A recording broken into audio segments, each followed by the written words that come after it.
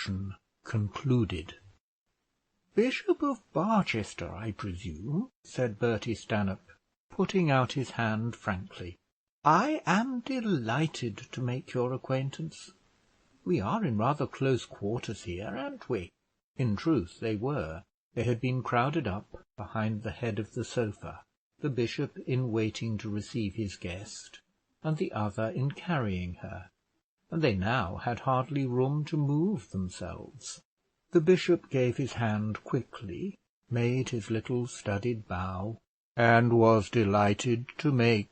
He couldn't go on, for he did not know whether his friend was a signor, or a count, or a prince. "My sister really puts you all to great trouble," said Bertie. "Not at all.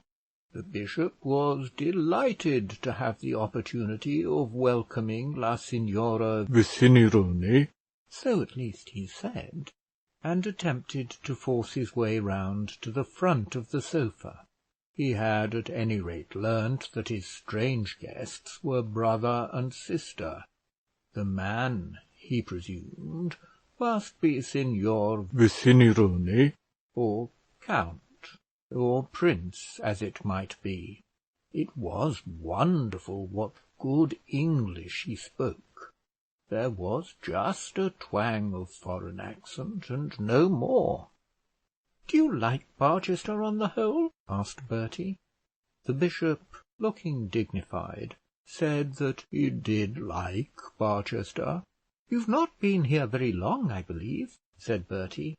"Oh, not long," said the bishop, and tried again to make his way between the back of the sofa and heavy rector, who was staring over it at the grimaces of the signora.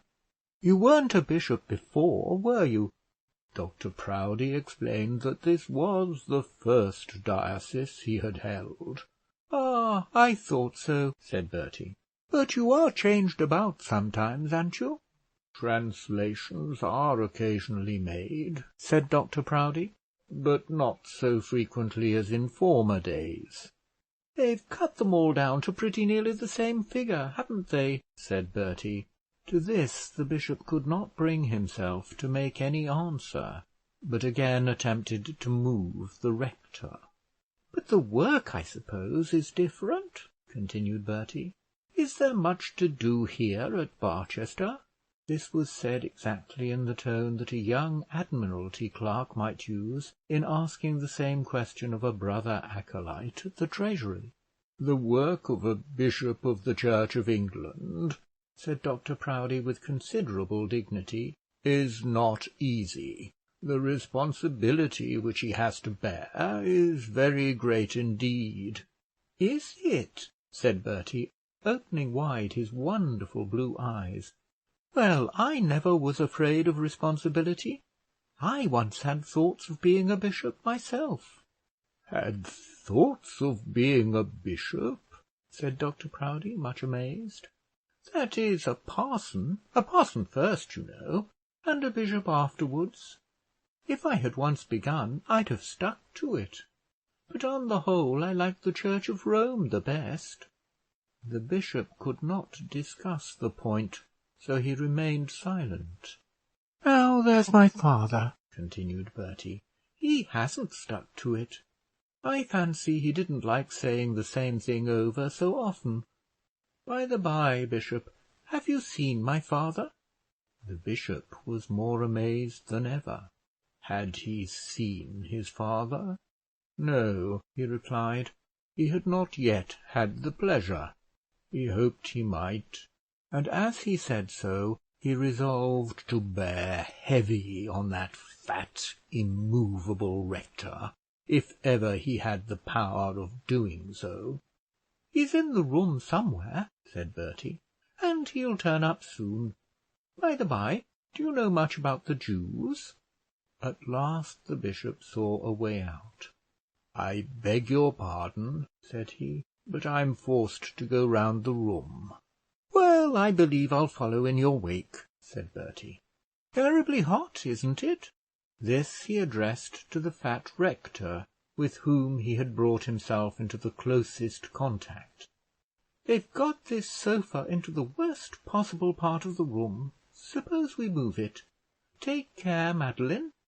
The sofa had certainly been so placed that those who were behind it found great difficulty in getting out. There was but a narrow gangway, which one person could stop.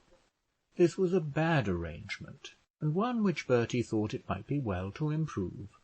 "Take care, Madeline," said he, and turning to the fat rector, added, "Just help me with a slight push." The rector's weight was resting on the sofa, and unwittingly lent all its impetus to accelerate and increase the motion which Bertie intentionally originated. The sofa rushed from its moorings and ran halfway into the middle of the room. Mrs Proudie was standing with Mr Slope in front of the signora, and had been trying to be condescending and sociable, but she was not in the very best of tempers, for she found that whenever she spoke to the lady replied by speaking to Mr Slope. Mr Slope was a favourite, no doubt, but Mrs Proudie had no idea of being less thought of than the chaplain. She was beginning to be stately, stiff, and offended, when unfortunately the caster of the sofa caught itself in her lace train, and carried away there is no saying how much of her garniture. Gathers were heard to go, stitches to crack, plaits to fly open, flounces were seen to fall, and breadths to expose themselves. A long ruin of rent lace disfigured the carpet, and still clung to the vile wheel on which the sofa moved. So, when a granite battery is raised, excellent to the eyes of warfaring men, is its strength and symmetry admired. It is the work of years. Its neat embrasures, its finished parapets, its casemated stories show all the skill of modern science. But anon a small spark is applied to the treacherous fusee, a cloud of dust arises to the heavens, and then nothing is to be seen but dirt and dust and ugly fragments. We know what was the wrath of Juno when her beauty was despised. We know to what storms of passion even celestial minds can yield. As Juno may have looked at Paris on Mount Ida, so did Mrs Proudie look on Ethelbert Stanhope when he pushed the leg of the sofa into her lace train. "Oh, you idiot, Bertie," said the signora, seeing what had been done, and what were to be the consequences. "Idiot!" re-echoed Mrs Proudie, as though the word were not half strong enough to express the required meaning. "I'll let him know." And then, looking round to learn at a glance the worst, she saw that at present it behoved her to collect the scattered debris of her dress. Bertie, when he saw what he had done, rushed over the sofa and threw himself on one knee before the offended lady. His object doubtless was to liberate the torn lace from the caster, but he looked as though he were imploring pardon from a goddess. "Unhand it, sir," said Mrs Proudie. From what scrap of dramatic poetry she had extracted the word cannot be said, but it must have rested on her memory, and now seemed opportunely dignified for the occasion. "I'll fly to the looms of the fairies to repair the damage, if you'll only forgive me," said Ethelbert, still on his knees. "Unhand it, sir," said Mrs Proudie, with redoubled emphasis and all but furious wrath. This allusion to the fairies was a direct mockery, and intended to turn her into ridicule. So at least it seemed to her. "Unhand it, sir," she almost screamed.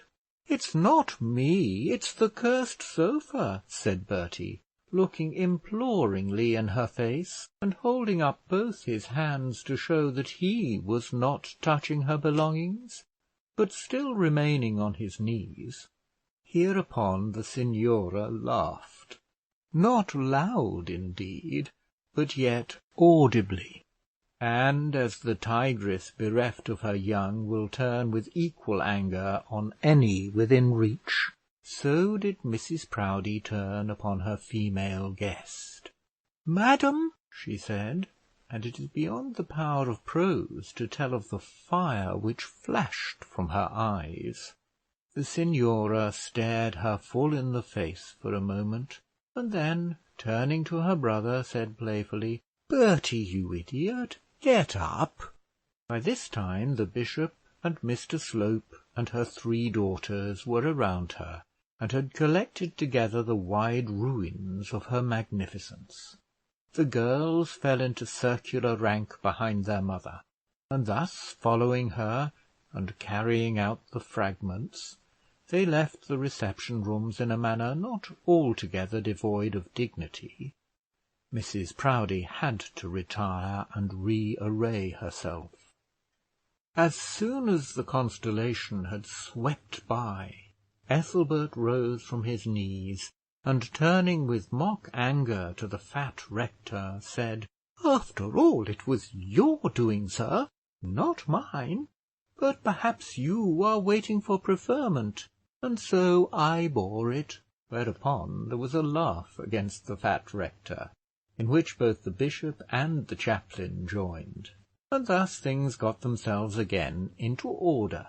"Oh, my lord, I am so sorry for this accident," said the signora, putting out her hand so as to force the bishop to take it. "My brother is so thoughtless. Pray sit down and let me have the pleasure of making your acquaintance.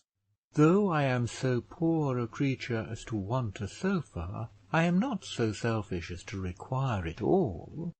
Madeline could always dispose herself so as to make room for a gentleman, though, as she herself declared, the crinoline of her lady friends was much too bulky to be so accommodated.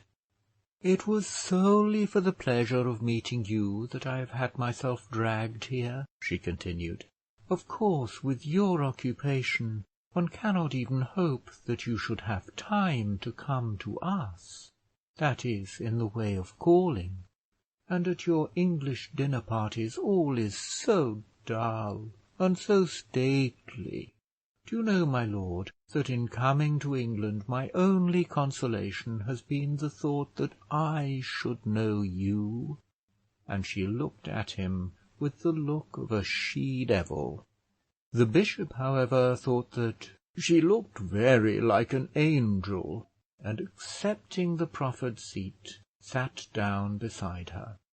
He uttered some platitude as to his deep obligation for the trouble she had taken, and wondered more and more who she was.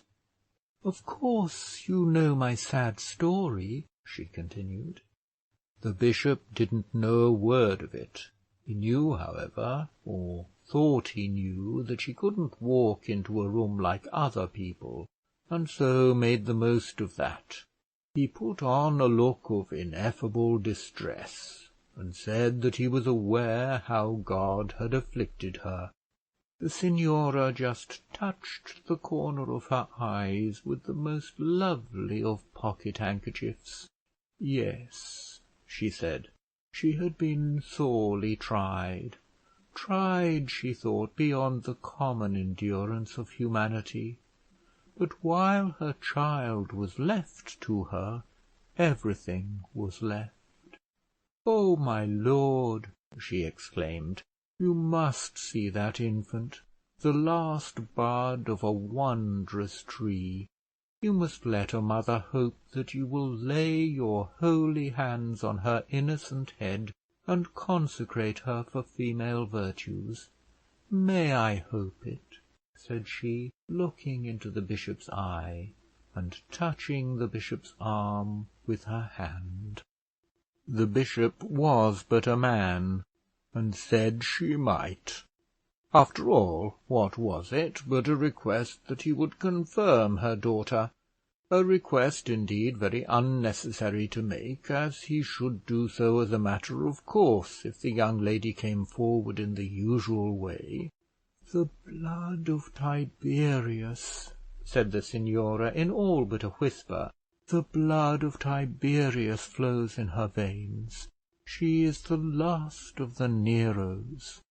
The bishop had heard of the last of the Visigoths, and had floating in his brain some indistinct idea of the last of the Mohicans, but to have the last of the Neros thus brought before him for a blessing was very staggering. Still, he liked the lady.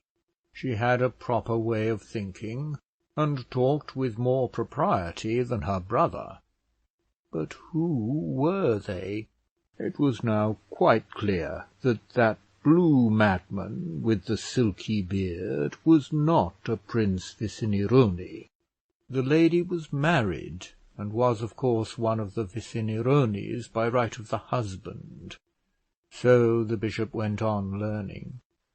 "When will you see her?" said the signora with a start. "See whom?" said the bishop. "My child," said the mother. "What is the young lady's age?" asked the bishop. "She is just 7, said the signora.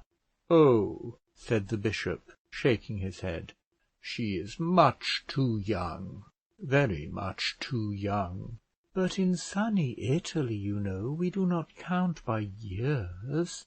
And the signora gave the bishop one of her very sweetest smiles. "But indeed she is a great deal too young," persisted the bishop. "We never confirm before—" "But you might speak to her.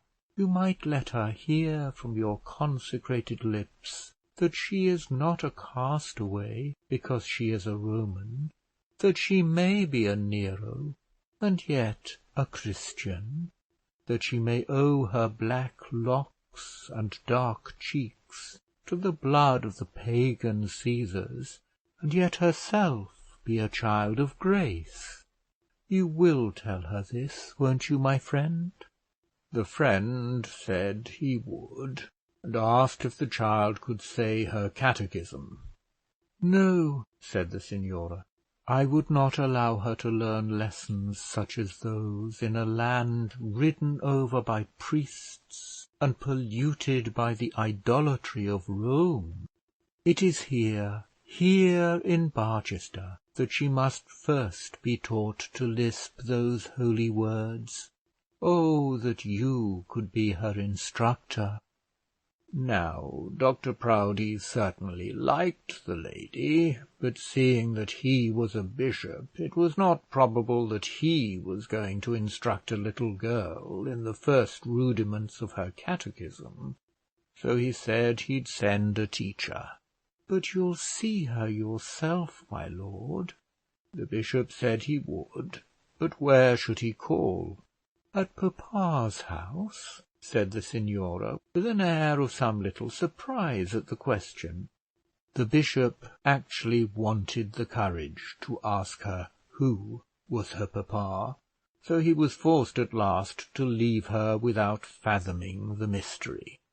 Mrs Proudie, in her second best, had now returned to the rooms, and her husband thought it as well that he should not remain in too close conversation with the lady whom his wife appeared to hold in such slight esteem. Presently he came across his youngest daughter. "Netta," said he, "do you know who is the father of that Signora Vicinironi?" "It isn't Vicinironi, papa," said Netta, "but Visi Neroni, and she's Dr Stanhope's daughter. But I must go and do the civil to Griselda Grantly. I declare nobody has spoken a word to the poor girl this evening."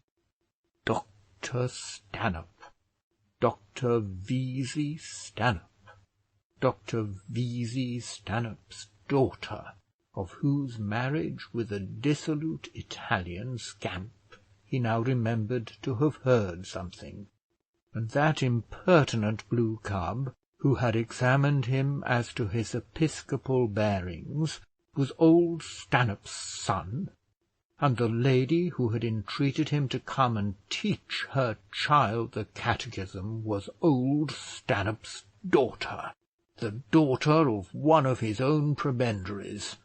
As these things flashed across his mind, he was nearly as angry as his wife had been. Nevertheless, he could not but own that the mother of the last of the Neros was an agreeable woman. Dr Proudie tripped out into the adjoining room, in which were congregated a crowd of Grantleyite clergymen, among whom the archdeacon was standing pre-eminent, while the old dean was sitting nearly buried in a huge arm-chair by the fireplace. The bishop was very anxious to be gracious, and, if possible, to diminish the bitterness which his chaplain had occasioned. Let Mr Slope do the fortiter in re, he himself would pour in the suaviter in modo. "Pray don't stir, Mr Dean, pray don't stir," he said, as the old man essayed to get up. "I take it as a great kindness your coming to such an omnium gatherum as this, but we have hardly got settled yet, and Mrs Proudie has not been able to see her friends as she would wish to do. Well, Mr Archdeacon, after all, we have not been so hard upon you at Oxford." "No," said the archdeacon, "you've only drawn our teeth and cut out our tongues. You've allowed us still to breathe and swallow." "Ha, ha, ha!" laughed the bishop. "It's not quite so easy to cut out the tongue of an Oxford magnate. And as for teeth, ha, ha, ha! Why, in the way we've left the matter, it's very odd if the heads of colleges don't have their own way quite as fully as when the hebdomadal board was in all its glory. What do you say, Mr Dean?" "An old man, my lord, never likes changes," said the dean. "You must have been sad bunglers if it is so," said the archdeacon; "and indeed, to tell the truth, I think you have bungled it. At any rate, you must own this: you have not done the half what you boasted you would do.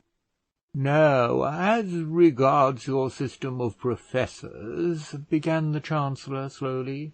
He was never destined to get beyond such beginning. "Talking of professors," said a soft, clear voice close behind the chancellor's elbow, "how much you Englishmen might learn from Germany, only you are all too proud." The bishop, looking round, perceived that abominable young Stanhope had pursued him. The dean stared at him as though he were some unearthly apparition. So also did 2 or 3 prebendaries and minor canons. The archdeacon laughed. "The German professors are men of learning," said Mr Harding. "But German professors," groaned out the chancellor, as though his nervous system had received a shock which nothing but a week of Oxford air could cure. "Yes," continued Ethelbert, not at all understanding why a German professor should be contemptible in the eyes of an Oxford don, "not but what the name is best earned at Oxford. In Germany the professors do teach. At Oxford, I believe, they only profess to do so, and sometimes not even that. You'll have those universities of yours about your ears soon, if you don't consent to take a lesson from Germany." There was no answering this.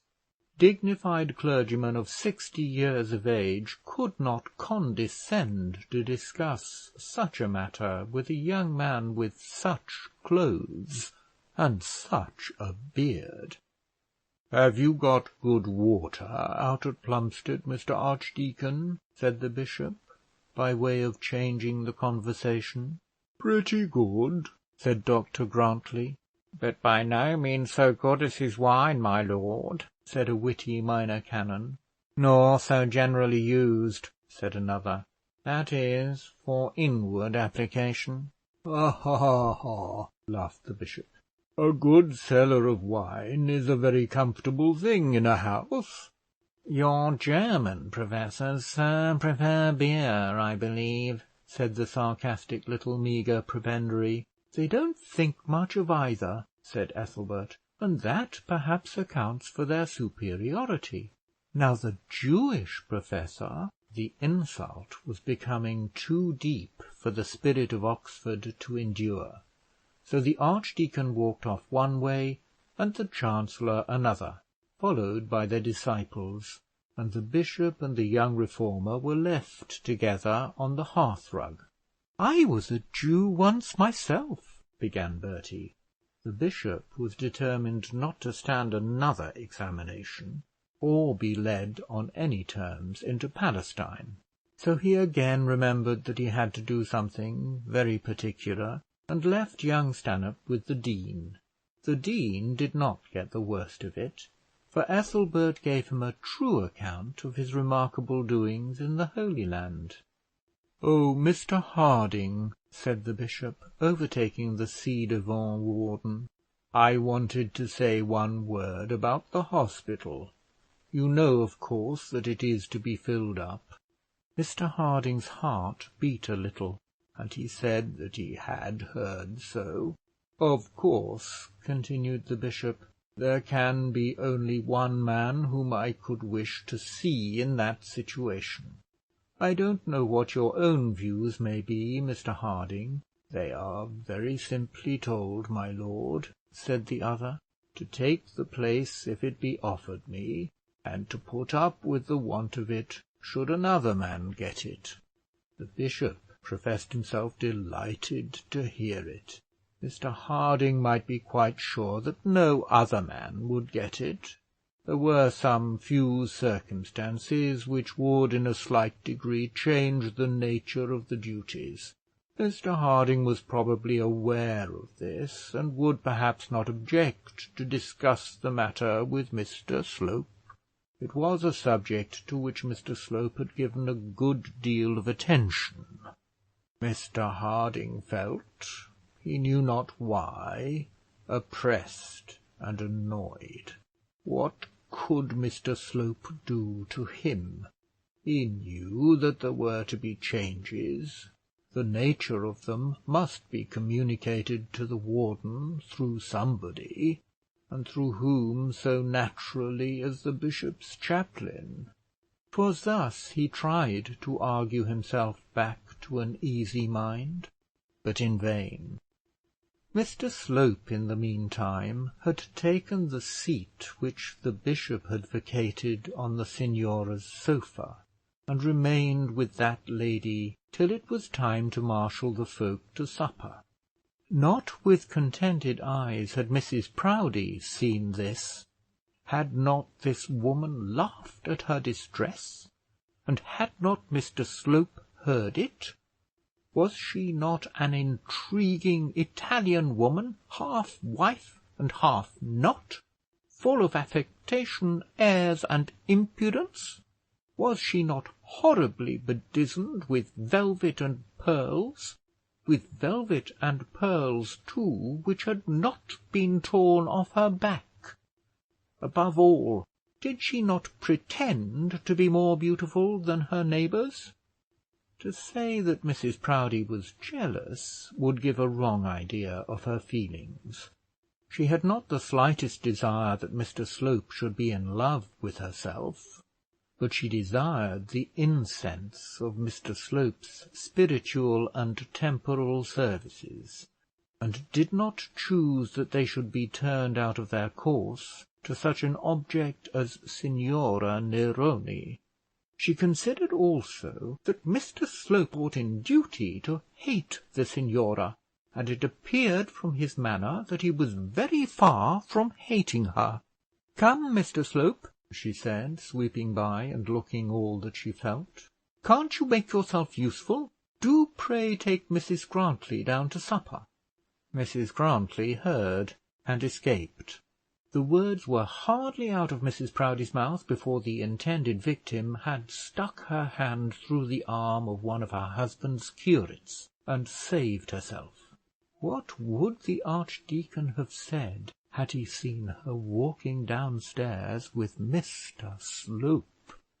Mr Slope heard also, but was by no means so obedient as was expected. Indeed, the period of Mr Slope's obedience to Mrs Proudie was drawing to a close. He did not wish yet to break with her, nor to break with her at all if it could be avoided, but he intended to be master in that palace, and as she had made the same resolution, it was not improbable that they might come to blows. Before leaving the signora, he arranged a little table before her, and begged to know what he should bring her. She was quite indifferent, she said. Nothing, anything. It was now she felt the misery of her position, now that she must be left alone. Well, a little chicken, some ham, and a glass of champagne. Mr Slope had to explain, not without blushing for his patron, that there was no champagne. Sherry would do just as well. And then Mr Slope descended, with the learned Miss Trefoil on his arm. Could she tell him, he asked, whether the ferns of Barchester were equal to those of Cumberland? His strongest worldly passion was for ferns, and before she could answer him, he left her wedged between the door and the sideboard. It was 50 minutes before she escaped, and even then unfed. "You are not leaving us, Mr Slope?" said the watchful lady of the house, seeing her slave escaping towards the door, with stores of provisions held high above the heads of the guests. Mr Slope explained that the Signora Neroni was in want of her supper. "Pray, Mr Slope, let her brother take it to her," said Mrs Proudie, quite out loud. "It is out of the question that you should be so employed. Pray, Mr Slope, oblige me. I am sure Mr Stanhope will wait upon his sister." Ethelbert was most agreeably occupied in the furthest corner of the room, making himself both useful and agreeable to Mrs Proudie's youngest daughter. "I couldn't get out, madam, if Madeline were starving for her supper," said he. "I'm physically fixed, unless I could fly." The lady's anger was increased by seeing that her daughter also had gone over to the enemy, and when she saw that, in spite of her remonstrances, in the teeth of her positive orders, Mr Slope went off to the drawing-room, the cup of her indignation ran over, and she could not restrain herself. "Such manners I never saw," she said, muttering. "I cannot and will not permit it." And then, after fussing and fuming for a few minutes, she pushed her way through the crowd and followed Mr Slope. When she reached the room above, she found it absolutely deserted, except by the guilty pair. The signora was sitting very comfortably up to her supper, and Mr Slope was leaning over her and administering to her wants. They had been discussing the merits of Sabbath-day schools, and the lady had suggested that as she could not possibly go to the children, she might be indulged in the wish of her heart by having the children brought to her. "And when shall it be, Mr Slope?" said she. Mr Slope was saved the necessity of committing himself to a promise by the entry of Mrs Proudie. She swept close up to the sofa, so as to confront the guilty pair, stared full at them for a moment, and then said, as she passed on to the next room, "Mr Slope, his lordship is especially desirous of your attendance below. You will greatly oblige me if you will join him." And so she stalked on. Mr Slope muttered something in reply, and prepared to go downstairs. As for the bishop's wanting him, he knew his lady patroness well enough to take that assertion at what it was worth, but he did not wish to make himself the hero of a scene, or to become conspicuous for more gallantry than the occasion required. "Is she always like this?" said the signora. "Yes, always, madam," said Mrs Proudie, returning. "Always the same, always equally adverse to impropriety of conduct of every description." And she stalked back through the room again, following Mr Slope out of the door. The signora couldn't follow her, or she certainly would have done so, but she laughed loud, and sent the sound of it ringing through the lobby, and down the stairs after Mrs Proudie's feet. Had she been as active as Grimaldi, she could probably have taken no better revenge. "Mr Slope," said Mrs Proudie, catching the delinquent at the door, "I am surprised you should leave my company to attend on such a painted Jezebel as that.